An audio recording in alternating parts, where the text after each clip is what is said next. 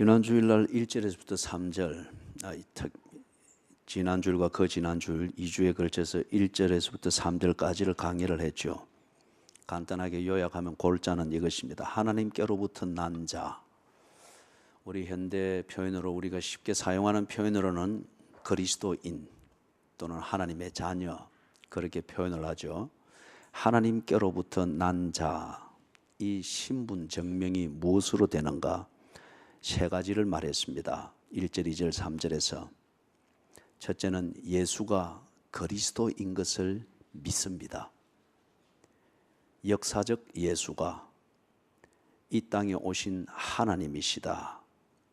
그리고 하나님의 약속, 메시아가 오실 것이다 하는 약속을 성취하는 메시아, 곧 그리스도인 것을 믿습니다. 두 번째 증거는 하나님께로부터 난 자를 증명하는 두 번째 증거는 동료 그리스도인을 사랑합니다. 성도의 교제는 휴머니즘에서 나오는 그런 박애, 그런 종류의 사랑이 아닙니다. 또는 에리 프롬이 이야기를 하는 그런 사랑의 기술, 그런 기술을 가지고서 만들어내는, 공감대를 만들어내는 그런 종류의 사랑도 아니죠. 하나님께로부터 난 자는 하나님의 체질을 닮은 그 어떤 교제 관계를 맺어갑니다. 이걸 그리스도인의 사랑이라고 합니다. 피는 물보다 진하다고 했죠.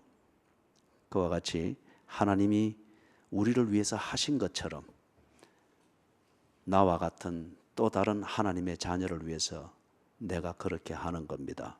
이게 간단하게 표현해서 하나님께로부터 난 자는 동료 그리스도인을 사랑합니다. 세 번째 증거는 하나님께로부터 난 자는 하나님의 계명들을 지킵니다.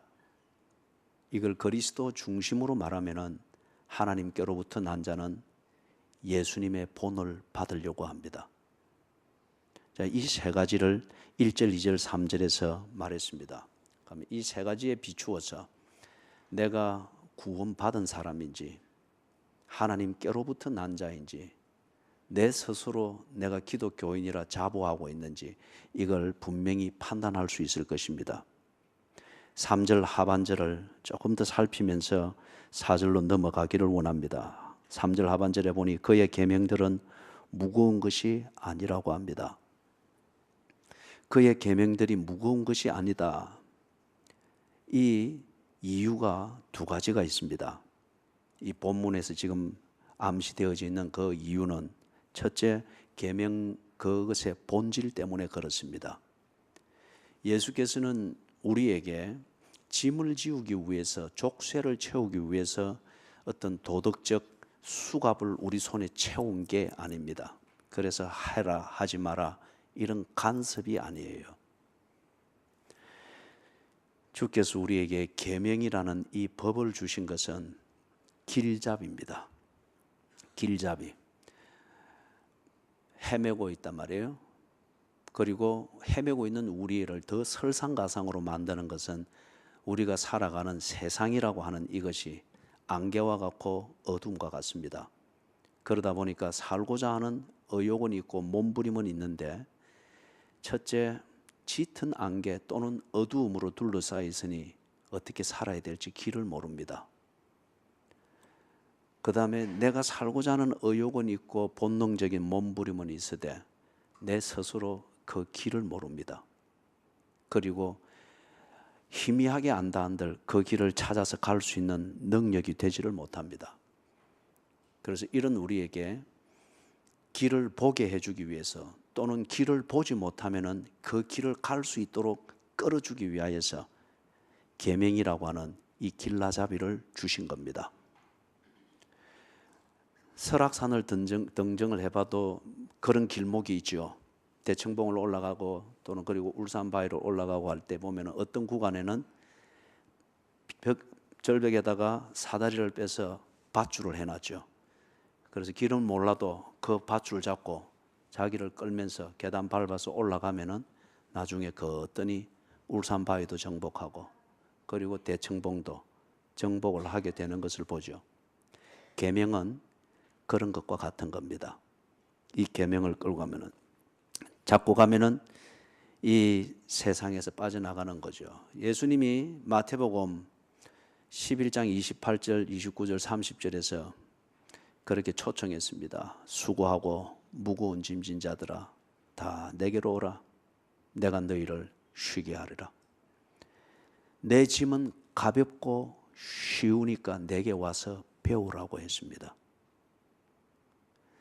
세상에서 세상의 권세 또는 세상의 유혹이 주는 그 법 아니면은 행복의 길, 그게 철학이라는 이름으로 만들어졌던, 도덕이라는 이름으로 만들어졌던 종교적 양념을 쳐서 맛깔스럽게 만든 것이든, 그걸 가지고 내 위에 지어놨을 때에 그 법대로 따르면은 부귀가 있을까, 영화가 있을까, 출세가 있을까, 소위 말하는 행복이 있을까 싶어서 따라가는데 다 지쳐서 중간에 낙오들을 하고 있습니다. 그것에 트라우마가 생겨놓으니까 법이라고 하면은 먼저 겁부터 집어먹습니다. 진리라고 하면은 먼저 부담부터 느낍니다. 그래서 예수님께서 당신이 오셔서 인간을 자유케 하는 이 길을 가르치는 게 그렇게 힘이 들었습니다. 잘못된 길을 가고 잘못된 법 아래 살면서 크게 상처받고 낭망하고 좌절한 그 인생들이다 보니까 내용을 따질 겨를도 없이 법이라고 하면은 겁부터 나고, 진리라고 하면은 사기당할 두려움부터 가집니다. 진리를 운운하면은 종교로부터 당하는 속박과 억압, 구속, 어떤 이런 것에 큰 트라우마가 있기 때문에 예수께서 하시는 말씀도 초월을 말씀하실 때에 그것도 종교련이 하면서 예수의 말씀을 들으려고 하지를 않습니다. 그래서 예수님이 보여주고 경험하고 가르쳐주고 공감대를 만들면서 하소연처럼 그 사람들에게 이야기한 거죠. 수고하고 무거운 짐진 자들아 다 내게로 오라. 내가 너희를 쉬게 하리라. 내 짐은 세상이 지우던 그 짐과 같지 아니하니라. 그들이 지우던 멍에와 같지 아니하니라. 내 짐은 쉽고 가벼우니라. 그러니 나를 믿고 너희들이 보고 경험했던 나의 인격과 존재와 경험한 그 능력을 믿고 내게 와서 배우라. 속지 아니할 것이다. 낭망할 일이 없을 것이다. 트라우마의 그 짐을 벗어버리고 내게 와서 배우라. 예수님이 주시는 가르침, 그분이 주시는 그 계명들, 그것은 우리를 자유케 하는 것입니다. 그래서 긴가민가 겨자씨만한 그 믿음을 가지고 예수의 가르침에 발을 살며시 들어놓을 때에 조그마한 것을 지켜보니까 무언가가 큰 기쁨이 있습니다. 좀 더 한 발 더 들어가서 더 깊이 주님과 사귀어 보려고 합니다. 무언가가 확 열립니다. 지금 우리 한국 그 선교 100주년 기념교회가 저기 어딥니까? 그 선교사님들의 무덤이 있는 그 지역에 거기 있죠. 이재철 목사님 참 훌륭하신 분이시죠. 영성이 깊으신 분이고, 이분이 지식적으로는 성경을 이해를 하겠고 지식적으로는 예수가 그리 해야 되고 그 일을 했다고 하는 것이 이제 논리적 결함이 없이 딱 납득이 되어집니다. 그러나 지식적으로 논리적으로 납득이 되어진다고 해서 믿는 것은 아니거든요. 그래서 이 부분에 있어서 이분이 신학교를 졸업하기 전에 굉장한 갈등을 했답니다. 이해되고 알기는 알겠는데 그래서 어쩌란 말입니까? 사람이 이해되고 안다고 해서 다 그렇게 사는 것은 아닙니다. 그래서 괴롭습니다. 지성인들이 그래서 괴롭습니다. 그래서 이재철 목사님이 이걸 두고 그 신학교에 기도굴에 들어가서 기도했답니다. 하나님, 내게 증거를 주십시오. 내가 알고 납득하고 이제는 이해가 되어지는 이게, 그리고 이 초월성마저도 내가 이해가 됩니다. 그러나 이게 정말 이걸 믿는 자의 삶이고 현실이면은 그게 내한테 되게 해 주십시오. 그래서 증거를 딱 제시를 한 게 방언을 제시를 한 거예요. 지성인들이 논리의 고리에 매여서 탁탁탁 생각하고 행동하는 지성인들이 방언이라고 하는 것과 같은 이런 초월이 현실적으로 경험이 되어지는 이런 성령의 은사라고 하는 것을 믿고 납득하기가 참 어렵습니다. 그래서 이재철 목사님이 기도굴에 앉아가지고 자신의 지성의 틀을 다 내려놓고 이게 사실이면은 내 입으로 방언이 되게 해주십시오. 기도했답니다. 3일째를 그렇게 몸부림을 치고 기도하는데 그 똑같은 주제를 가지고 똑같은 몸부림을 3일 동안 친다는 자체가 비이성적이고 비지성적이고 비합리적이잖아요. 삼자가 볼 때는 종교적 광신도로 빠져가는 것처럼 보이잖아요. 그래서 그 신학교의 기도굴은 딱 한 명 들어가도록 되어 있는 굴들이 있답니다. 그래 앉아서 3일째 그를 되는데 그분의 표현에서 그걸 또 구두로 한 게 아니고 글의 표현이기 때문에 이거는 변복할 수 없는 거죠. 그 글로 된 그 간증에서 3일째가 되는데 첫 번째 앞에 벽이 탁 허물어지더라는 거예요. 물론 환상이죠. 생생한 환상으로 앞에 벽이 탁 허물면서 빛이 쫙 들어오더라는 거예요. 그리고 양쪽 옆에 벽들이 쫙쫙 무너지면서 빛이 쫙 들어오고 뒷벽까지 무너지면서 자신이 빛에 확 쌓였더라는 거예요. 그러면서 자기 귀로 듣는 방언이 지 입에서 나오더라는 거예요. 무너지면서 빛으로 쌓이고 하는 것은 환상입니다. 신비한 환상입니다. 그리고 그 환상을 통해서 지게 실제적으로 경험적으로 일어났던 것은 그 입으로 방언이 막 터져 나오더라는 거예요. 사랑하는 여러분,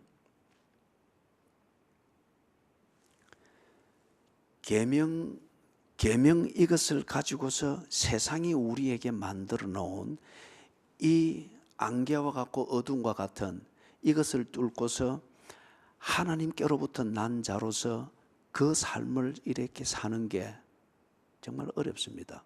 거기다가 주께서 가르치는 이 계명이 진리라고 믿고서 그것을 붙들고서 이게 끄는 대로 안개 속으로 끄는 대로 이렇게 따라가는 게 지성적으로 참 어렵습니다. 그죠? 그런데 이 이재철 목사님의 신학교 다닐 때의 경험처럼 조금 믿어보니 더 큰 게 보입니다. 조금 더 들어가 보니 더 깊은 게 보입니다. 그리고 조금 더 들어가 보니까 성경이 말하는 논리가 타당하다고 하는 것이 논리적으로 납득이 되어집니다. 이게 논리적으로 납득이 되어지면 분명히 이 논리로 말하는 초월이라고 하는 이 substance, 이 실체가 분명할 것이라는 논리적 결론이 나오는 거예요. 문제는 이것을 검증하기를 원했습니다. 그것을 믿고 지성적으로 믿고 의지적으로 의지하여 하나님이 계시면 이대로 경험하게 해주십시오. 모든 게 다 열려버렸습니다. 초월이었습니다. 그리고 자기가 원했던 그 스탠다드대로 방언이 지 입으로 터져버린 거예요. 사랑하는 여러분, 계명들의 본질, 그것은 하나님의 말씀이며 하나님의 마음이며 우리를 어둠과 죄악의 권세로부터 끌어내어 자유케 하고자 하는 그게 계명의 본질입니다. 그래서 그것을 믿고 내가 계명을 처음에는 붙잡으나 논리와 지성과 아니면은 의지로 붙잡으나 나중에 이재철 목사님이 확인했던 것처럼 이 계명이라고 하는 것이 나를 붙들고 끌어가고 있었습니다. 그래서 자유케 했습니다. 내 짐은 쉽고 가벼우니 내게 와서 배우라. 그렇기 때문에 계명들은 무거운 것이 아닙니다. 처음에 믿기가 힘들 뿐입니다. 믿게 되어지면 계명이 우리를 자유케 하며 우리를 모든 짐에서부터 가볍게 만듭니다. 그 다음에 그의 계명들은 무거운 것이 아니로다. 두 번째 이유는 하나님께로부터 난 자의 본질 때문에 그렇습니다. 하나님께로부터 난 자의 본질 때문에. 자식이 부모를 순종하고 부모를 듣고 교제하는 것 어려운 일이 아닙니다. 손님이 그 집에 와서 그 집의 가장이든지 그 집의 안주인을 교제하고 말 한마디 나누고 하는 것이 얼굴에는 예의상 웃지만은 심정상은 참 피곤하고 버겁죠. 그죠? 손님을 맞이하는 사람도 힘들고 손님이 되어가는 사람도 힘듭니다. 그러나 그 집의 자녀는 그 집의 부모님들을 대하고 교제하고 하는데 절대 무겁지 않습니다. 하나님께로부터 난 자는 하나님의 자녀들이기 때문에 하나님의 계명이 무겁지 않습니다. 무겁지 않습니다. 자, 이 부분을 두고서 4절에서부터 5절 여기서 좀 구체적으로 설명을 해 나갑니다. 4절 초반절에 보니까 하나님께로부터 난 자마다 세상을 이긴다고 합니다. 세상은 하나님의 계명들이 참 무겁습니다. 이 말은 세상은 하나님의 계명들을 받아들이기가 어렵습니다. 못 받아들입니다. 세상은 하나님의 계명들을 이해할 수가 없습니다. 그렇기 때문에 언제나 세상은 하나님의 계명들과 대적하려고 합니다. 하나님의 계명들을 중탄견에서 하나로 쭉 짜면 사랑이지 않습니까? 그러나 세상은 언제나 세상에 합당한 사랑, 또 다른 사랑을 만들어서 기독교의 사랑을 대적합니다. 그리고 기독교의 사랑을 아주 우습고 추상적이고 어떤 종교적 광신도들의 그런 현실 도피적 제스처로 매도해 버리려고 합니다. 세상은 하나님의 계명들을 받기가 너무 어렵습니다. 그들에게 있어서는 이게 너무 무겁기 때문에 하나님께로부터 난 자가 아니기 때문에 하나님의 DNA가 이미 그들에게는 이질적 요소가 되니 모든 것이 알러지 현상이 일어나고 쇼크가 일어나고 그렇게 해서 자기 나름대로 처신을 하려고 하니 계속 대적을 하게 되는 것을 보게 됩니다. 사랑하는 여러분, 앞에서도 잠깐 이야기했지만은 세상이 하나님의 계명들을 대적할 수밖에 없는 그 구조에 있기 때문에 하나님께로부터 난 자인 내가 이 세상을 살아가는 내 삶의 기준이자 그 추진력은 계명들을 지키는 거기서 나옵니다.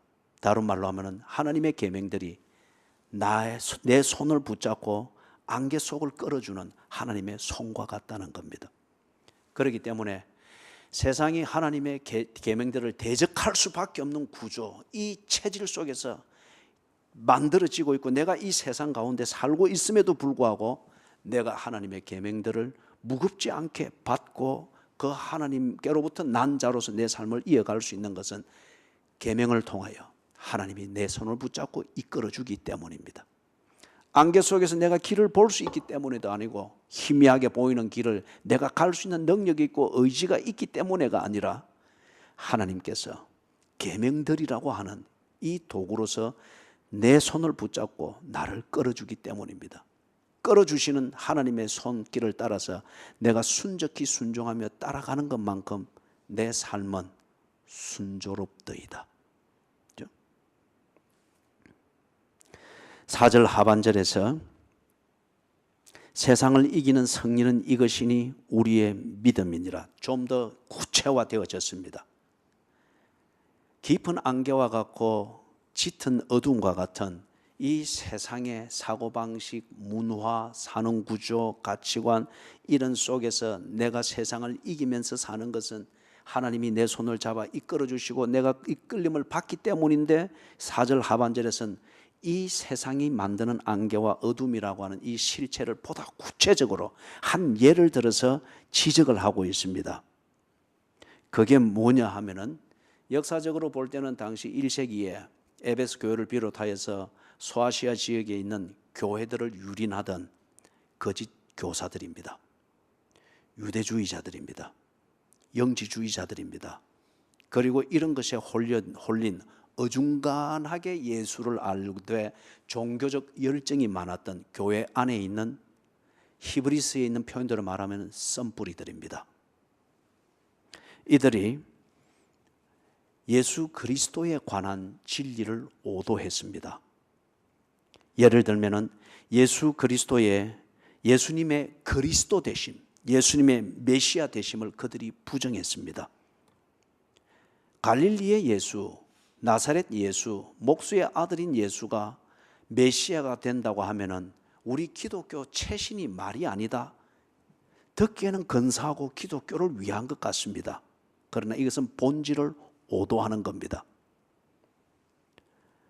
또는 두 번째, 예수 그리스도의 신성을 부정했습니다. 그들은 그렇게 하는 것에 대한 합리적 근거가 있습니다. 나사렛 예수, 목수의 아들인 예수가 하나님이다 이렇게 인정이 되어지면 하나님 자신에 대한 모독이 된다는 거예요. 그 다음에 보다 더 근본적으로는 자기들 나름대로 기독교, 자기들 방식으로 믿는 기독교의 이 복음을 철학적으로 모순이 없도록 만들기 위해서 그런 주장을 하기도 했습니다. 인간이 하나님이 된다고 하는 것, 다시 말해서 역사적 그 예수가 하나님이고 신성을 가진 분이다 라고 하는 것 같으면 이 자체가 비과학적이고 비논리적이고 철학적으로 이거는 말이 안 되는 것이기 때문에 사람들로부터 무시를 당할 수밖에 없는 것이다. 우리가 믿는 진리를 이리 만들어서는 안 된다. 선무당이 사람 잡는다고요. 어중간히 알고 있는 그들이 많은 거짓 선지자들이 믿는다고 하는 그 예수, 그들의 기독교는 지극히 합리적인 논리의 결론입니다. 그렇기 때문에 이런 지성을 볼 때에 하나님이 인간이 되었다, 인간이 바로 하나님이다라고 말할 때에 이 기독교가 아주 우습게 보이고 비과학적이고 비논리적이고 철학적인 모순 자체를 안고 있기 때문에 이리 해서는 안 된다는 식으로 하니까 어중간제비의 교인들이 거기에 막막 넘어갔습니다.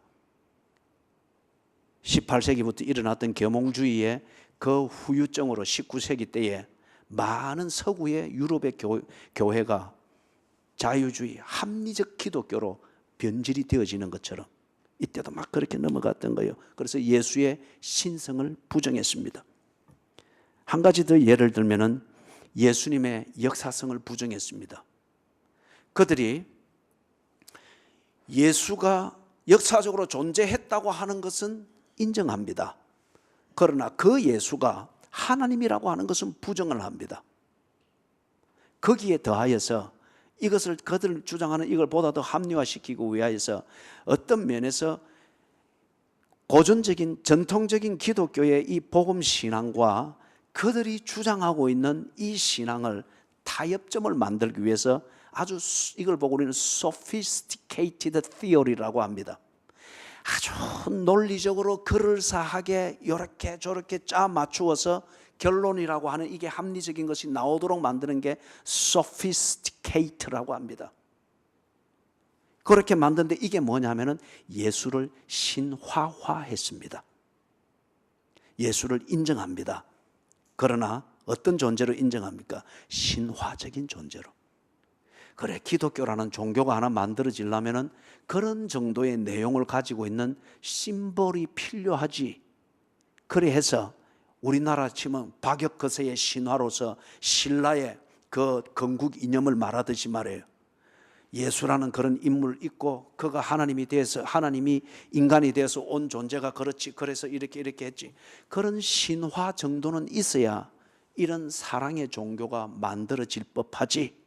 예수를 신화적인 존재로 만들고 이론화시켰습니다. 아주 복잡한 이론이에요. 세 가지를 말했습니다. 예를 들어서 예수의 그리스도 되심, 메시아 되심, 구세주 되심을 부정합니다. 두 번째, 예수의 신성을 부정했습니다. 세 번째, 예수의 역사성을 신화화했습니다.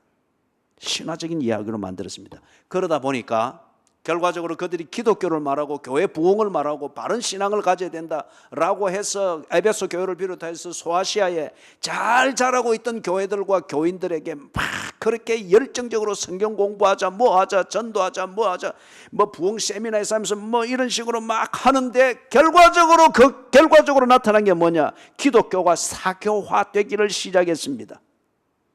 기독교가 하나의 신비한 종교로 변질이 되기를 시작했습니다. 또는 기독교가 마음 수련을 시키고 처세술을 가르치는, 그래서 사람들이 볼 때에 흠잡을 게 없도록 보이는 도덕적인 공동체로 변질이 되어졌습니다. 사랑하는 여러분, 기독교는 도덕을 가르치는 교훈 집단이 아닙니다.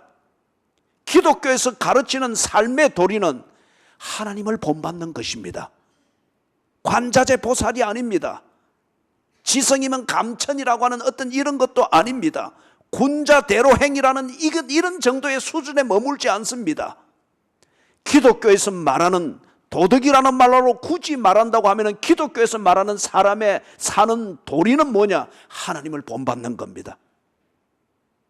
하나님이 하신 것처럼 그 수준에 이르기를 원하는 것이 기독교에서 말하는 사람이 사는 도리입니다.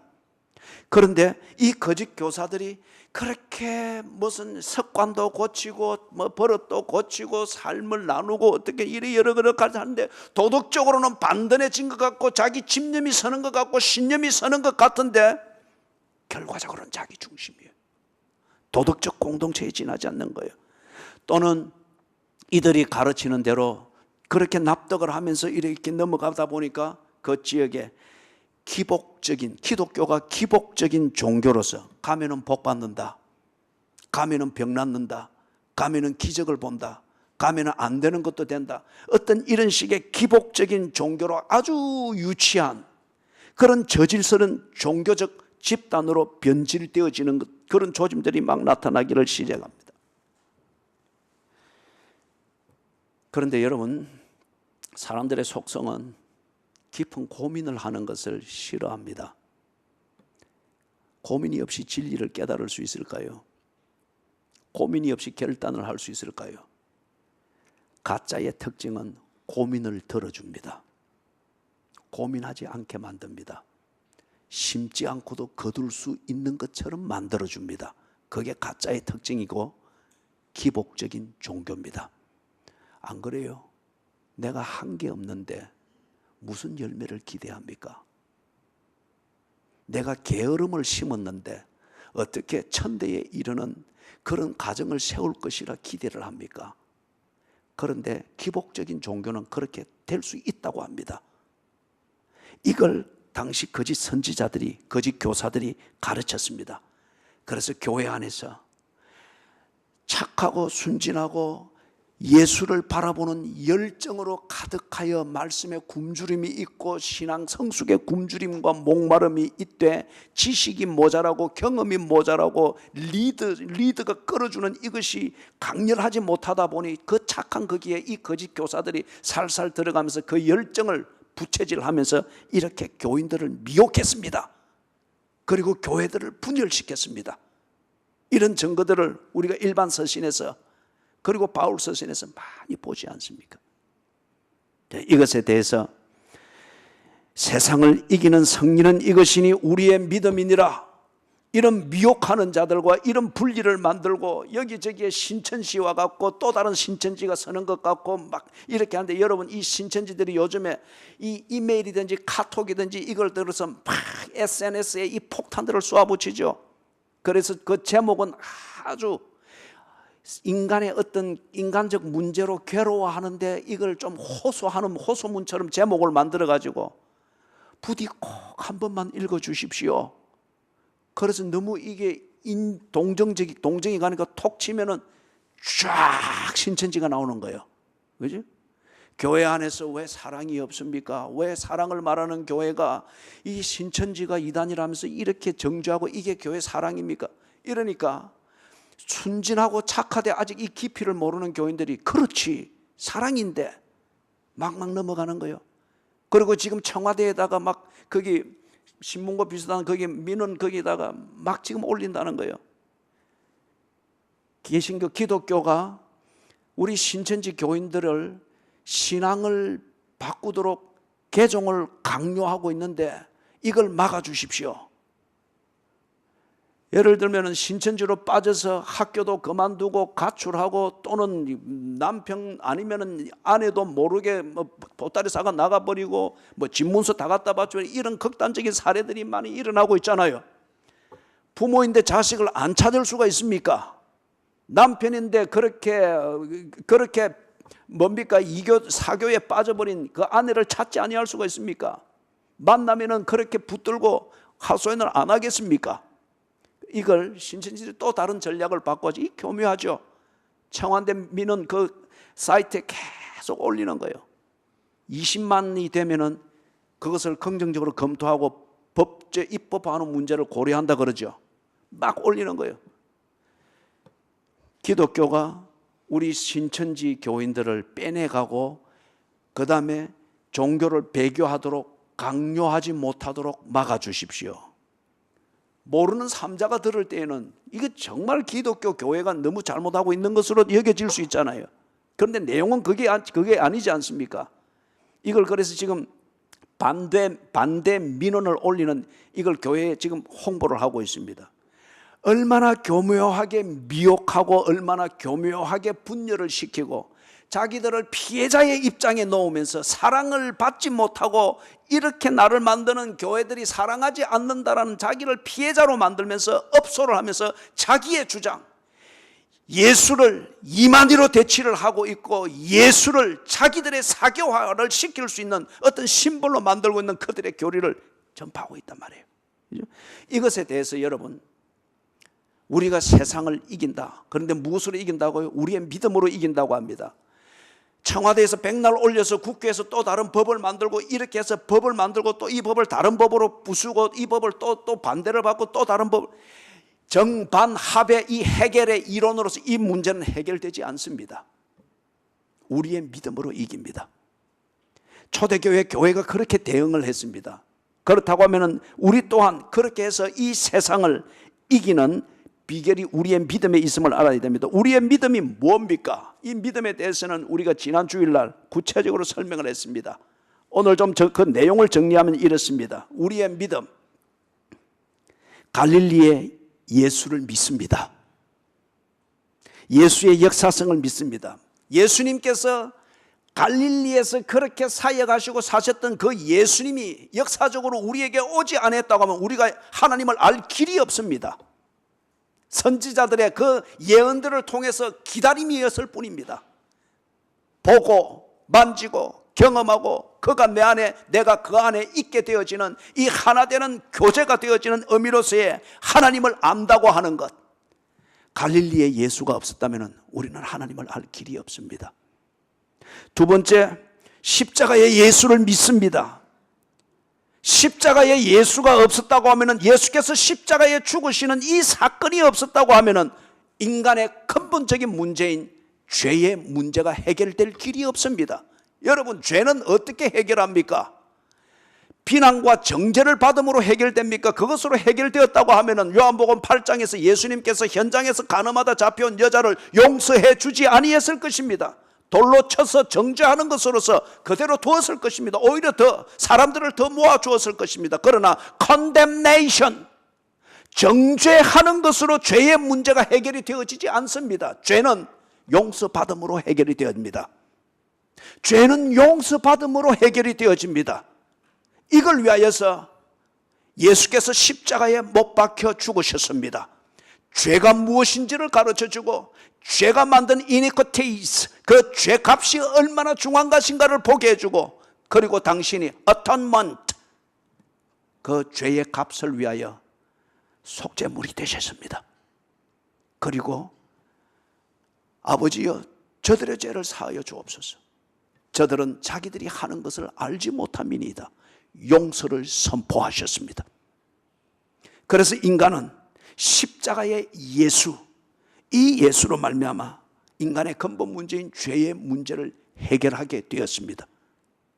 세 번째, 우리의 그리스도에 관한 믿음, 세 번째 내용, 부활의 예수를 믿습니다. 이 부활의 예수가 없었다고 하면은 영원히 산다고 하는 이 영생의 실제를 알 수가 없습니다.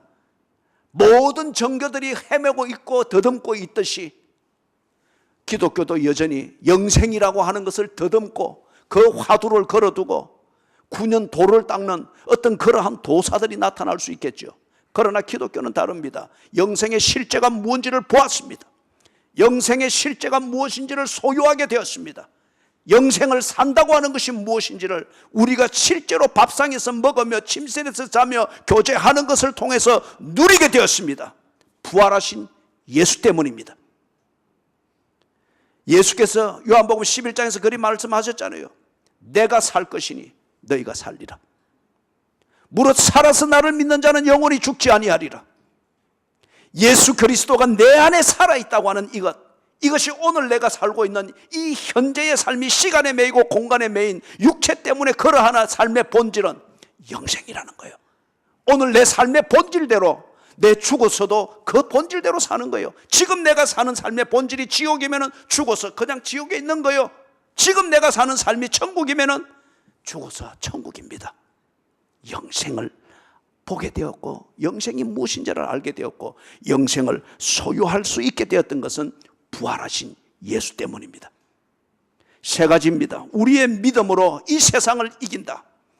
예수의 역사성을 부정하고 신성을 부정하고 예수를 신화화시키면서 기독교를 사교화시키는 것을 당연하게 여기고 기복적 종교로서 삶의 수단으로서 전락시키는 이러한 거짓 교사들과 사교화시키는 이 미혹하는 자들에 대해서 우리가 믿음으로 이기는데, 우리의 믿음의 내용은 뭐냐? 예수 그리스도의 역사성을 믿습니다. 두 번째는 예수 그리스도의 십자가의 죽으심을 믿습니다. 그렇기 때문에 우리는 용서를 삶에서 누립니다. 세 번째는 예수의 부활을 믿습니다. 그래서 오늘 우리가 영생을 살고 있습니다. 5절에서 이것을 보다 더 확대하여 원론적으로 이야기를 합니다. 세상을 이긴다. 4절 하반절에서 세상을 이긴다고 했던 것은 구체적인 이 거짓 교사들이 만들어내는 이 미혹함 속에서 우리가 신앙인으로서 이긴다고 하는 이것을 이야기하고, 이것을 5절에서 더 확대해서 세상을 이긴다. 그리스도인들을 대적하고 기독교를 대적하고 진리를 대적하는 속성일 수밖에 없는 이 세상 가운데서 우리가 삶에도 불구하고 거짓 교사들을 이기는 것이 우리의 믿음이듯이, 바로 이 믿음으로 하나님의 계명들을 대적하고 그리스도인들을 대적하는 세상을 이긴다고 하는 것을 5절에서 말하고 있습니다. 세상이 우리에게 도전합니다. 기독교에 도전합니다. 신앙적인 도전이 있습니다. 예수만이 길이요 진리요 생명인 것을 우리가 믿습니다. 그러나 세상은 왜 그것만이 길이냐? That's not the way but a way. 그것만이 길이 아니고 그것도 하나의 길일 뿐이다. 그렇게 하면서 기독교가 독단이라고 하면서 이 기독교인들의 신앙에 도전을 합니다. 기독교인들이 가지고 있는 그 지식, 신학적인 이 지식에 대하여서 도전을 합니다. 하나님이 어떻게 사람이 되느냐? 예수가 사람이든지 아니면 하나님 둘 중에 하나여야지, 이래야 합리적이지. 어떻게 해서 사람이 하나님이냐? 하나님이라는 이 비논리적이고 비과학적인 것을 말하느냐? 신학적인 이 면에서 도전을 하면서 비아냥거립니다. 또는 예수 그리스도에서 더 한 걸음 나아가 성경 자체에 대하여서 도전을 합니다. 성경은 신화적인 얘기고 기독교라는 종교를 위하여서 합당하게 만들어진 얘기이지, 그게 과학적이니 뭐지, 그렇게 말할 수는 없지. 또는 도덕적인 교훈을 위하여서 도움을 많이 줄 수 있는 훌륭한 책 중에 하나지, 그게 무슨 하나님의 말씀이고 비과학적인 이야기지 않느냐라고 하면서 비아냥거리면서 지성인들이 그 논리에 근거해서 성경을 비아냥거리고 무시하려고 합니다. 사랑하는 여러분, 이런 세상의 도전에 대하여서 믿음으로 이기는 그리스도인들의 위대한 얘기가, 그리고 삶이 너무너무 많습니다. 예를 들면 옛날 독일이 동독과 서독으로 나뉘어져 있을 때에 동독이 공산 치하였지 않습니까? 그래서 이 동독에 목사님 딸이 있었습니다. 물론 그때는 교회가 지하교회가 되는 거죠. 이 목사님 딸이 우리 학교 학제로 치면은 초등학교 6학년이었다고 합니다. 그런데 6학년 그 생물 시간에 선생님이 하나님의 창조를 아주 비방하더라는 거예요. 그리고 이거는 믿어서는 안 되고 이거는 가짜고, 공산주의가 초월을 믿으면 이미 공산주의 그 이념에 반대가 되는 거죠. 공산주의는 유물론에 근거합니다. 그렇기 때문에 성경을 부정하는 것과 함께 동시에 특별히 그날에는 하나님의 창조에 대해서 그렇게 모욕적으로 말하고 하나님 자신에 대하여서도 그렇게 하더랍니다. 그래서 이 딸아이가 울면서 나중에 일어나서 선생님 앞에 그렇게 말했다는 거예요. 선생님, 오늘 선생님이 하는 이 모든 말의 내용은 하나님 앞에서 문책을 받게 될 겁니다.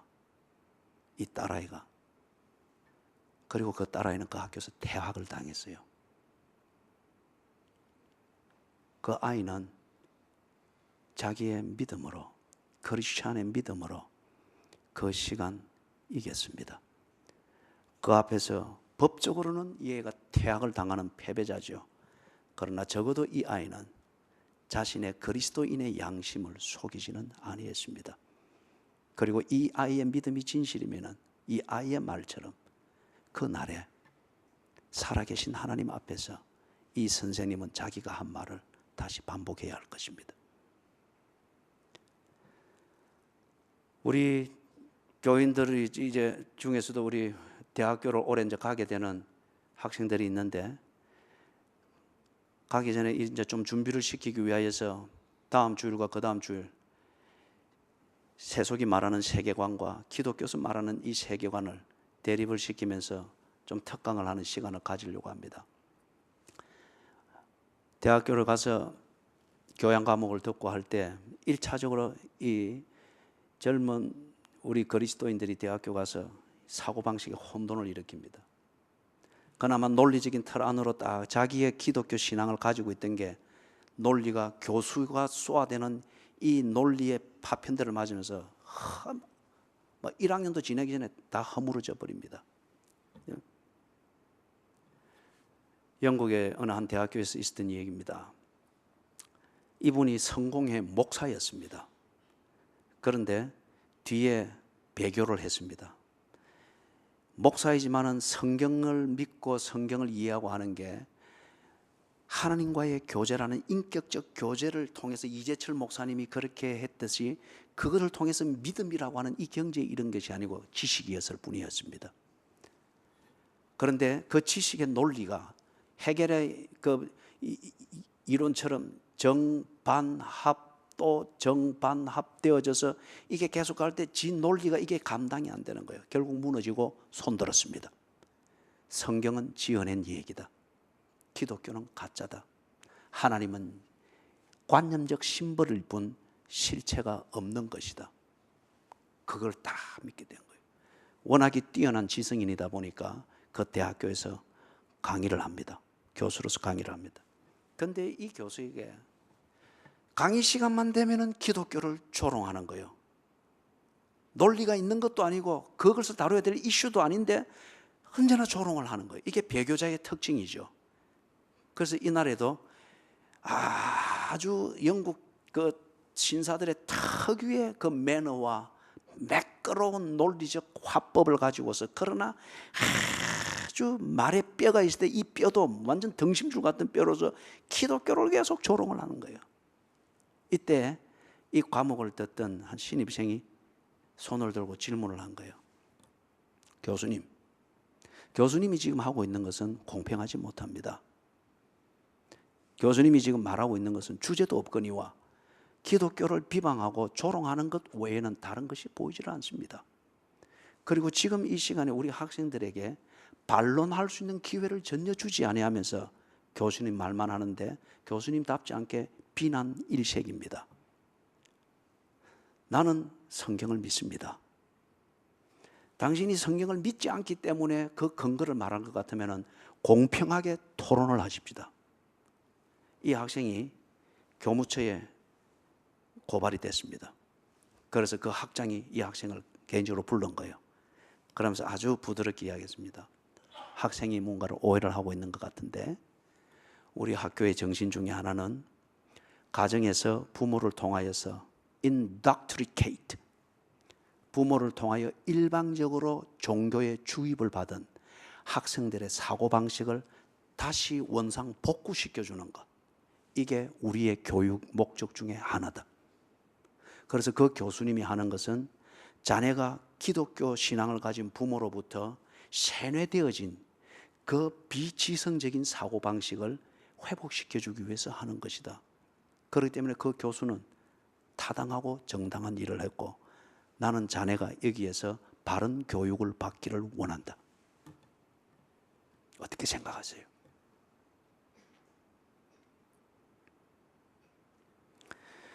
이 학생은 자기의 믿음을 지켰습니다. 거기서도 변함없이 그렇게 이야기를 했습니다. 나는 내 부모님에게 indoctrinate, 세뇌되어진 게 아닙니다. 부모님으로부터 그 기회는 얻었으나 내 믿음은 나의 결단입니다. 그리고 이렇게 결단할 수 있는 근거와 증거는 성경을 통하여, 그리고 지금 19년째 교회 생활을 해오는 것을 통해서 나는 확인했습니다. 이것에 근거해서 나는 내 믿음을 가지고 있습니다. 당신이나 이 학교가 당신들이 인정하는 카테고리에서 만든 과학적 증거와 어떤 그런 걸 가지고 반기독교적 이론을 가졌다고 하는 것에 대해서 나는 그 자체에 대해서는 반론을 제기하지 않습니다. 그러나 당신들이 가지고 있는 그 믿음, 그런 근거와 방법론에서 만들어진 신념을 절대화해서 내가 가지고 있는 기독교 신앙을 indoctrinate, 세뇌되어졌다고 말하는 것은 지성인답지 못합니다. 퇴학당했습니다. 세상을 이기는데 무엇으로 이기는가? 우리의 믿음으로 이긴다고 합니다. 마지막 한 가지 언급을 하고 마칩니다. 세상이 기독교를 대적하고 그리스도인들을 미혹하고 그리고 우리의 믿음을 조롱을 하는, 이것은 세상의 체질일 수밖에 없습니다. 그 중에서 앞에서 말했던 것 외에 또 무엇을 가지고 참 우리를 어렵게 만드는가? 도덕적인 도전을 합니다. 요한일서 2장에서 우리가 보았죠. 육체의 정욕, 안목의 정욕, 이생의 자랑. 이 육체의 정욕, 안목의 정욕, 이생의 자랑, 이것을 충족시키는 그것을 세상은 진리라고 합니다. 이것을 충족시킬 수 있는 그 방식을 세상은 진리라고 말합니다. 그리고 그렇게 사는 것을 옳다고 말하고 행복이라고 세상은 그렇게 부추깁니다. 그런데 육체의 정욕, 안목의 정욕, 이생의 자랑으로 대변되어지는 이 세상이 그리스도인들과 교회와 기독교에 올려놓는 도덕적인 도전, 이것은 뭘 흐트러 놓고자 하는 거죠? 결국은 가치관을 흐트러 놓고자 하는 겁니다. 가치관은 삶의 목적을 설정하는 기준입니다. 이 가치관은 삶의 우선순위를 정리하게 만드는 기준입니다. 이 가치관은 행복 또는 기쁨이라고 하는 것을 찾고 판단하게 만드는 스펙트럼과 같습니다. 이 가치관을 안목의 정욕, 이생의 자랑, 육체의 정욕, 이 기준으로서 세속은 만들어 놓고 있고 많은 교인들이 그렇게 빨려 들어가고 있습니다. 한 가지 얘기를 소개를 하고 마칩니다. 제가 이탈리아를 여행을 할 때에 로마 근교에 있는 한 호텔에서 먹었습니다. 유럽을 여행을 할 때 호텔이라 할 때 우리가 여기 말하는 무슨 조선 비치 호텔에서 이런 개념으로 생각을, 호텔의 기본 개념은 숙소의 개념이에요. 숙소의 개념. 그래서 조그만합니다. 조그만하고 이제 앞 조그만 가든이 있는데 그 호텔에서 토요일 날 노인들을 위한 가든 파티가 밤에 열렸어요. 토요일 밤이 되면은 이탈리아 사람들은 밤 되면은 외식을 많이 하고 밖에서 시간을 많이 보낸다고 합니다. 그래서 그 토요일 날 어느 한 복지단체에서 노인들을 위한 가든 파티를 열었습니다. 그래서 제가 밖에 일을 보고 들어가는데 가든 파티가 한참 열려 있단 말이에요. 노인들의 모임이니까 그렇게 시끄럽고 광란은 없었습니다. 그런데 굉장히 분위기가 있었어요. 걸어 들어가는데 마침 어느 한 남자 노인이 구부러지면서 뒤에 키보드로 백그라운드 뮤직이 나오고 이 사람이 자기가 쓴 시와 같은 러브 레터를, 사랑의 편지를 읽고 있었습니다. 자기 아내가 그 앞에 앉아 있는데 그 아내에게 그렇게 시인 거예요. 알아들을 수 있는 말이 아무것도 없었습니다. 그런데 마지막에 알아들을 수 있는 알아들은 단어가 두 분 나왔어요. 마치면서 딱 그 아내를 보면서 아모레 미오. 여러분도 알아들었죠, 그죠? 설명해 달라 그 말이군요. 그죠? 아모레, 이거는 사랑이라는 말입니다. 미오, 나의, 아모레 미오, 나의 사랑. 자기 부인을 보고 아모레 사랑아, 아모레 미오, 나의 사랑아. 너무 멋졌어요. 그래서 제 아내 보고 뮤직이 계속 나오기 때문에 탁 팔을 끌면서 춤을 한번 추자. 잡으니까 제 아내가 미쳤어요. 여기서 아모레가 완전히 깨어져 버렸어요. 싹 들어가 버렸습니다. 제 눈에 눈물이 날 정도였어요. 그래서 그 시를 읽었던 그 노인에게 가서 악수를 청하면서 멋있다. 어떤 시냐? 그래서 옆에 아내를 소개를 해주는데 두 분 다 엄청나게 노쇠해져 있고 남편분이 82이었어요. 82. 그래 하면서 그 결혼 몇 주년이라고 하더라? 그래 하면서 그래 아내를 위해서 지은 시라고 그렇게 하더라고요. 그러면서 생각을 해봤습니다. 그때 떠오르는 게 딱 대비되면서 떠오르는 게 빌리 그레이엄 아시죠? 평생을 전도자로서 지구에 그죠? 지구를 다니면서 그렇게 평생을 바쳤던 분인데 이분이 결혼 50주년이 될 때 금혼식을 한 그 사진이 실린 그 잡지를 내가 읽으면서 간단한 그분의 전기를 읽었습니다. 사진에 뭘 입고 결혼 50주년 금혼식을 아내와 하는가 하니까 결혼 초창기에 가정을 위해서 일할 때마다 입었던 작업복, 청바지와 청조거리를 입고 아내는 결혼식 때 입었던 50년 전에 입었던 그 결혼식 때 입었던 드레스를 입고 앞에 케이크를 딱 해놓고 그는 자녀들이 마련한 거예요. 그렇게 해서 금혼식을 하는 이 사진이 스냅이 딱 떼어가지고 그 잡지에 딱 실려 있었습니다. 그러면서 이 두 개를 아모레 미오 정말 멋지고 전 목사의 눈에 눈물이 고일 정도로 그죠? 감동적이었는데 반면에 이 빌리 그레이엄 이 목사님의 결혼 50주년 그때에 그분이 살아왔던 그것을 보여주듯이 초창기에 가정을 세울 때 입었던 그 청바지와 청조거리 이걸 50년 동안 보관하면서 입고 있었다는 거잖아요. 그리고 그분이 했던 것은 아모레 미오 분위기 잡을 겨를도 없이 다 복음을 위하여서 그리스도를 위하여서 그렇게 다니면서 살았죠. 사랑하는 여러분, 우리의 삶을 살 때에 육체의 정욕을 채우기 위해서 갈 때 누구도 그를 욕하지 않습니다. 안목의 정욕을 위해서 내 우선순위를 정할 때에 누구도 우리가 잘못됐다고 말하지 않습니다. 오히려 부귀영화 출세의 기회로 밀어줍니다. 이생의 자랑, 소위 말해서 출세하고 부귀영달을 누리면서 거기서 남는 것으로 다른 사람들한테 혜택을 주고 영향을 줄 때 고마운 분이라고 하면서 우리의 임금이 되어달라고 할 정도로 존경을 받을 수 있습니다. 그런데 육체의 정욕과 안목의 정욕과 이생의 자랑 이것에 매여서 분위기를 부드럽게 만들면서 아모레 미오 그래서 이 감동이라는 양념 속에서 괜찮은 척 살아가나 세상에 만든 그 암흑과 안개 속에서 깊이 빠져들어가는 것을 봅니다. 여러분은 엘리자베스 테일러가 정말 아름답게 인생을 산 자유를 누린 여인이라 생각합니까? 아니면은 몸부림은 쳤으되 한계를 넘지 못한 인간으로서 그렇게 절박하게 살다가 간 여인이라 생각을 합니까? 그분이 마지막으로 늙어 70이 다 돼가면서 결혼을 했던 7번째 결혼이었습니까? 그 결혼의 상대는 자기 집에 집수리를 하러 왔던 핸디맨 27살 그 핸디맨과 결혼을 했습니다. 그리고 몇 개월 살다가 또 끝났죠. 많은 사람들은 엘리자베스 테일러를 여전히 미의 심벌이고 자유의 심벌이다 존경을 합니다. 반면에 전혀 다르게 보는 자가 있습니다. 육체의 정욕, 안목의 정욕, 이생의 자랑이 가치관이 되고 이것을 채우는 것이 우리의 지혜이고 기준일 것 같으면 아모레 미오 그리고 그걸 들으면서 춤 한 번 출 이 감동을 즐기는 것 그 삶이 옳은 것으로 여겨질 수 있겠죠.